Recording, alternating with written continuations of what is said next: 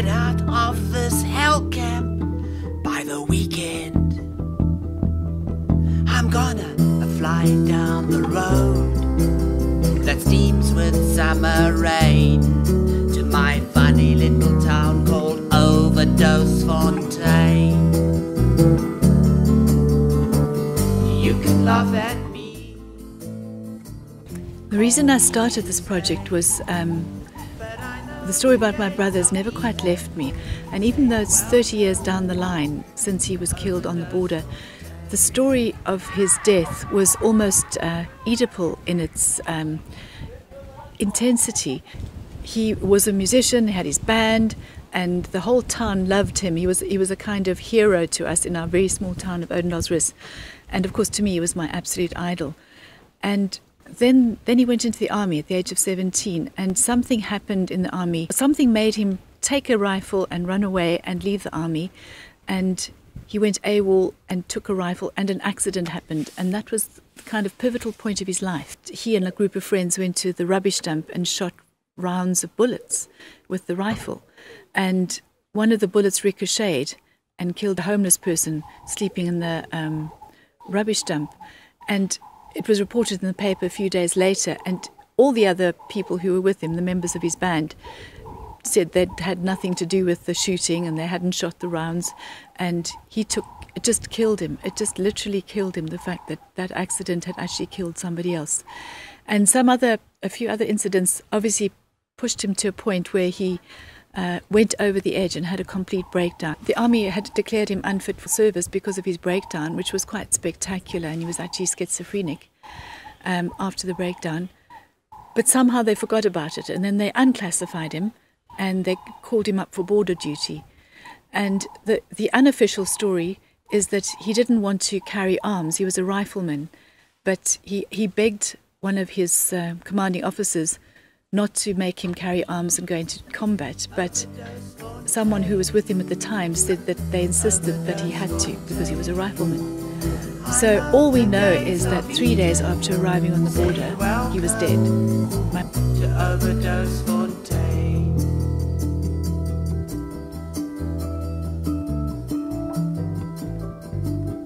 Ever since the fall, with bright swords of flame, cherubim and seraphim have guarded the gates.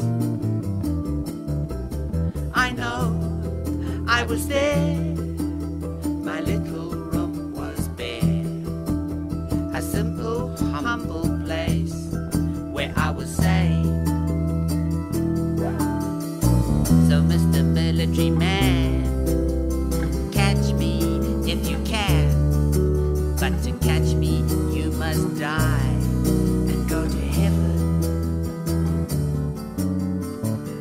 You can laugh at I've known Janet for a while, since varsity days. She was one of my lecturers at UKZN in Maritzburg, and we just had a rapport. I was madly passionate about film, and I forget exactly when she first asked me to read the feature screenplay, and but I did. I gave her some of my thoughts, little that I knew back then.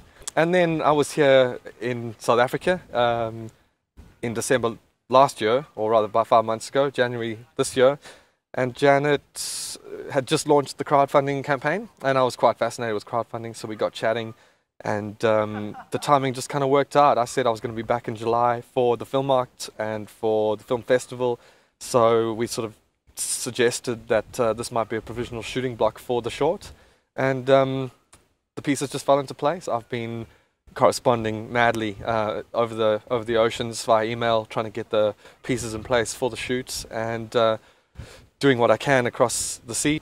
It's been quite interesting directing this, or rather coming on to directing this, having played quite a passive role in pre-production.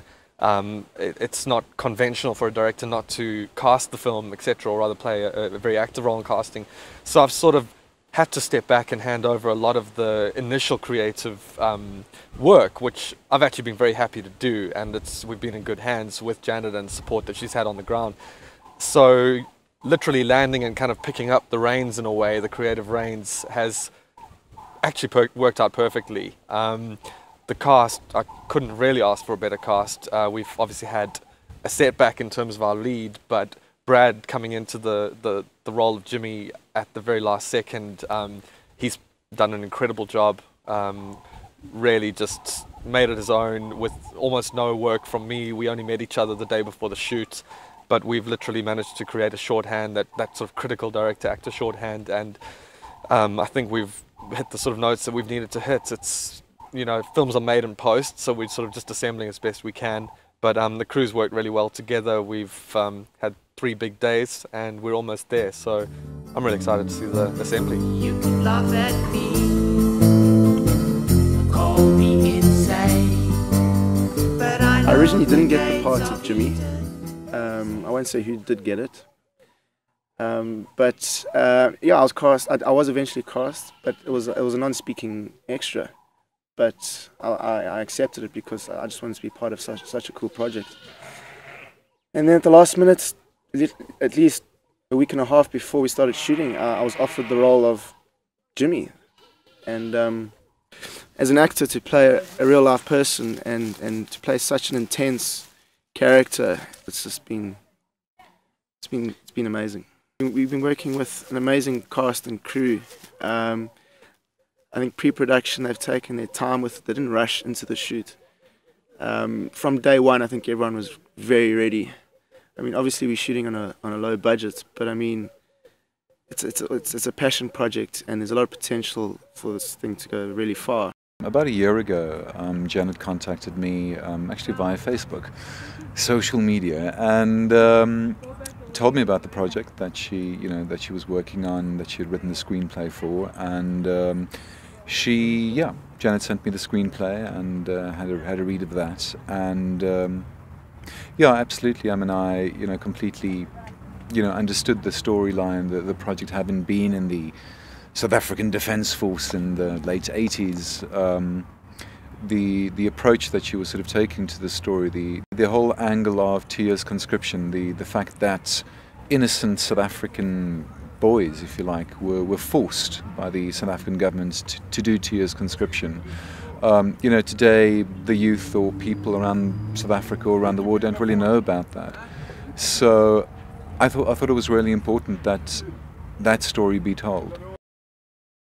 Janet approached me after interviewing me, having seen a production I was in at the Hilton Festival, and told me about it. And it's something that is quite close to my heart, in that having experienced the conscription thing 20-something years ago, and seeing it as quite a dark phase in our country's history, and then obviously the obvious tragedy of Janet's story of Jimmy, I found it compelling and a story really worthy of telling. Yeah, I think it's an important thing to explore and a story to tell. I just came in yesterday, kind of just hung around Mr. Wells the whole time, because I just based my character as a slight amplification of his intensity, because Smith has to operate as Visser's right-hand man. I just kind of tried to latch onto his movements and, like I said, his intensity, and just take it that next step further, where it kind of be like the physical manifestation of what he wants to do. I know the gates of